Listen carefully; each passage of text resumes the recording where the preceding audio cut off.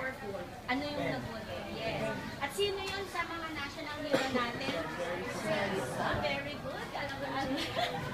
Diba? Kaya talagang kailangan talaga sa isang school na meron talagang journalism. So sabi ko kay Sir Seo, ang big-big na only the aircon that I provide for the 3 computers that you can use here. Kaya nang kala ko malaki. Kala ko, I was thinking na this, the classroom is big. Nasabi ko may division pa. Yun ang ginawa ko sa letter. So it's just a small, pero siguro merong isang side na andun yung tatlo lang yung mag-provide ko na computers. Pagkatapos, siguro I'm still yung ganito na, sinabi ko multimedia projector. Yeah, para whiteboard na siya. Kasi I really hate this kind of board. Nakaka-asthma. Did you hear that? We will have an air conditioning unit. 3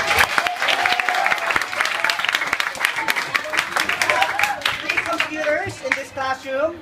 Yay! And you will have 5 more with projector as well.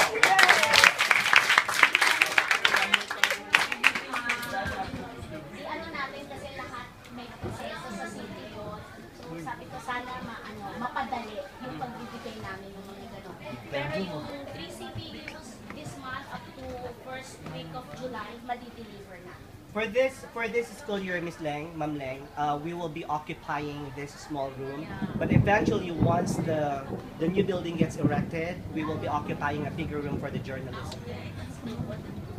But again, it's just good that before you exit, you get to experience the kindness of Miss Leng and the team. Marami kami binibigay usually sa 4th year. We have siguro you've heard of that, the graduation package that we're giving every year. So lahat yun meron kayo. Tapos may Facebook na rin. Kaya, diba? Na-deliver na yung diba? Yung mga graphics ng last year ng graduate. So, ayun, expect nyo yung mga yun. Thank you very much, ma'am. Guys, after the speech of Miss Leng, you will be asked to write a story about this, a new story about this, because this is actually a very good moment in the history of Balara High School, specifically in your history here as 4-1 graduating students. So I would want you to be able to write a very good news story about this visit of the wife of Councilor Jaime Boris here in our classroom. Is that understood? I hope that you were able to keep in mind the many plans that she has, not only for this section, but also for the other students of Balara High School. You might have questions that you may want to add up to the news story that you will be writing in a minute. So this is the time for you to ask questions. Marami kami, so hindi ko na diniscuss yung iba, pero alam ni JP, minsan matagal akong mag-speech kasi I want you to ask the questions. Kasi ayun ang start na ng ng journalism. Correct. So you can, parang interview section. Correct. So any question, like in education? What's our plan for education here in the 3rd district? Remember that the thrust of Ms. Leng and husband, Mr. Councilor Boris, is not only for Balara High School. It's actually for the whole 3rd district, okay? So your questions may actually zero in on her thrust or her plans for Balara High School students, for 4-1, for journalism, or for other students here in Quezon City in the 3rd district. It's up to you what questions you have in mind. So let this be the first step para sa inyong journalism class. And I'm so glad na talagang I will be paid short. Yes, and it's very timely because it's really hot. When she came in, while you're constructing your thoughts and your questions, it's very timely that you came in during this time. Okay, that there's no electricity. Okay. There you go. Okay. Even the heavens are actually concurring to what I'm saying. All right, questions. Let's begin. Joyce, do you have questions? Any questions? Any questions at all? Personal or I? Go ahead. Yeah. Even personal questions that will help us out will be good. Open. Go ahead. Monique. First of all, we all thank you because of giving us the chance to experience a better kind of education here in journalism.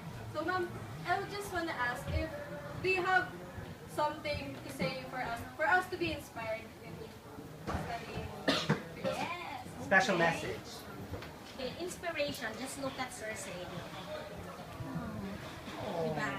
Napakagandang inspiration niya.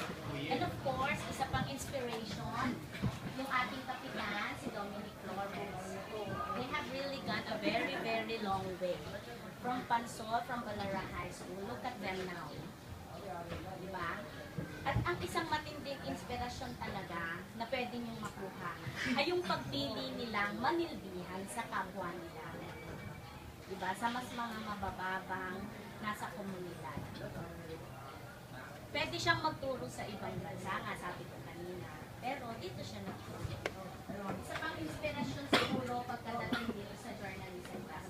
Tandaan nyo, yung mga makakabasa ng isusulat nyo, hindi pwedeng hindi sila magkaroon ng yung meron kayong makukuha kahit isang tao na magbibigay sa kanila ng meaning nung sinulat nyo.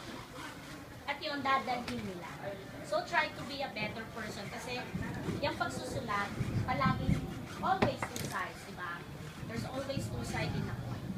So, pwedeng mabuti, pwedeng maganda. So, mamili kayo kung ano yung gusto nyo doon.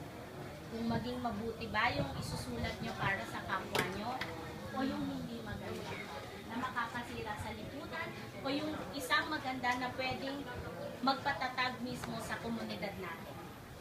Two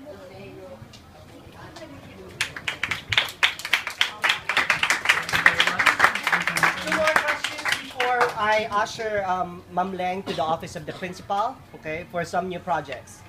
We still have time for two more questions. Go ahead and ask. Sure, go ahead, and we'll have it translated in English later on. Good morning po. Aside po sa gagawin niyo po dito, ano po yung iba niyong mga plan, projects dyan sa school na to? Yung sa plano dito sa journalism, syempre we have already provided 10 computers for the e-live. Kaya lang, it's very sad kasi hindi natuloy yun. Yung gusto sana namin gawin na e-library, hindi ganun kaganda yung feedback sa amin. Kasi pumalpak yung nag-deliver yung contractor namin. Pero eventually, kinausap ko nga si Sir Seo na tulungan niya kung ulit maayos yung e-library namin. Pero hindi ko siguro ilalagay dito sa school. I'd rather put it up sa labas, sa barangay na lang, na mas malapit kung saan hindi lang yung estudyante ng Balara High School ang pwedeng gumamit na very limited time. Kung hindi, yung estudyante talaga ng Pansol, buong estudyante ng Pansol, that would include Pansol proper, Kaingin 1, Kaingin 2, kahit hindi sila taga Balara, they can use that. So, siguro by the end of this year, meron na tayong e-library na i-place ko dito sa Pansol. I'm thinking of the office. You know what, okay? That answers one of the concerns of my students yesterday when I said, because we're using technology, we have a closed Facebook group account where I give assignments, and one of the students said, what if we don't have money? Okay, we don't have a computer at home and we don't have money all the time to access computer, and that answers your question and their concern. So, I think, pagka sa SINAG siya na ilagay, You know where hindi SINAG na is? limited. I think that would be the best place to put up the e-library. Correct. Okay. And then, ano pa ba? So, aside from that, nag-discuss na kami ni Sir Seo that we'll be doing up tutorials. Not Right. only here, but we'll start here in Pansol Right. and Balara. Correct. So, siguro kung sino pa yung may mga talent sa inyo ng skills and know-how sa pag-tutor ng first, we'll be putting up yung English tutorial. And then, eventually also science, math and science. So, yung mga importante na. No? That will actually begin in I think July. that's for Elementary and high school, and Miss Leng is going to be the one to reproduce the materials for the ones who will be reviewing, and she will also be sharing some food that will be used to nourish the ones who are reviewing. Isn't that good?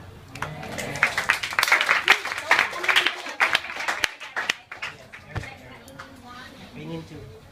Every Saturday. So if you have the time, that's still community service.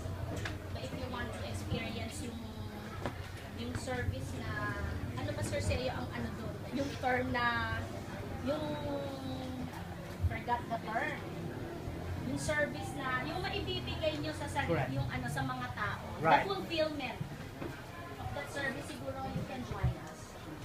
Guys, I have a question. How much did you spend for photocopying our materials for journalism and in English? 48. 48 pesos. And I know that takes a big dent already in the budget of the family, okay? And I feel for you because, you know, I was once in your shoes at that time, okay? And I know that my mom will be teary-eyed when I say this. You know what? Out of the goodness of the heart of the Borises, Ma'am Leng Bores said, give me all the materials that you would want, most of the materials, maybe not all, but most of the materials that you will have photocopied by your students, and I will be the one to reproduce them. So, in effect, only the first quarter would have been reproduced by you through that 48 pesos, and you will have them already. And the rest, eventually by next week or so, she will have them delivered to Ang us. by Monday, and si Kuya JP ang magsi-zeros. Okay. Okay, one last one. One more, if there's any. Go ahead. Yeah, it's okay. Ako rin nagtatanong. Ma'am, di ba po sinabi niyo po niyo po na gagawa pa po ng isang building? Na? Isang building po yung Barangay School.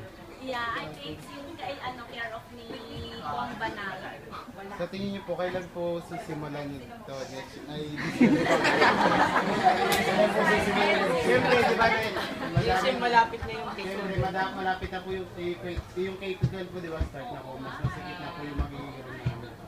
Ano yan? It's in the process, but the only problem that is there was the agreement between the MWSS and the engineers draft. Yun lang. But the money, the budget for that is okay because that will be financed by the PCSO, by the, I know, PAGCOR, 14th class, 4-story building, 24 buildings.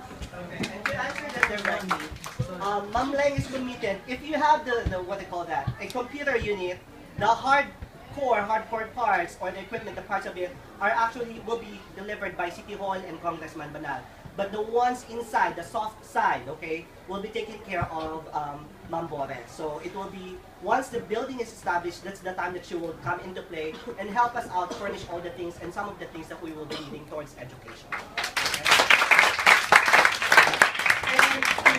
And based on schedule, because I'm working with the School Government Council also as deputy chair, so the chairman is Dominic Flores, and I'm the deputy chair of that committee for the school. Just for your information, it's already on memorandum of agreement the last month, and PTA was there. They already signed it, and they're working towards having it by next year. We would want it to be erected as soon as possible, maybe tomorrow, but that does not work like that, okay? So it will have to be by next year. You will not experience it right now, but everything, every help that can be given to this class by Ma'am Bores and the husband will be ours to take for this school year. Okay?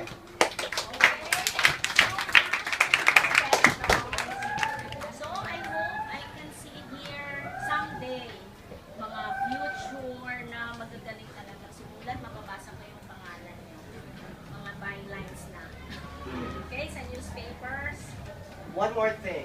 I don't want to put you on the spot because you know that I love you very much and JP as well. But then this class is very excited about an educational journalism field trip. Do you think you will be able to help us out in At saan? Pag-uusapan natin, Yes. sir. Depende kung saan. basically it's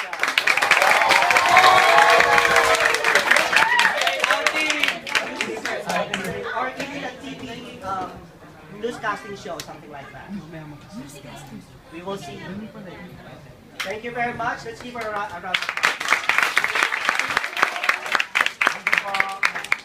I will call Boris down to the office.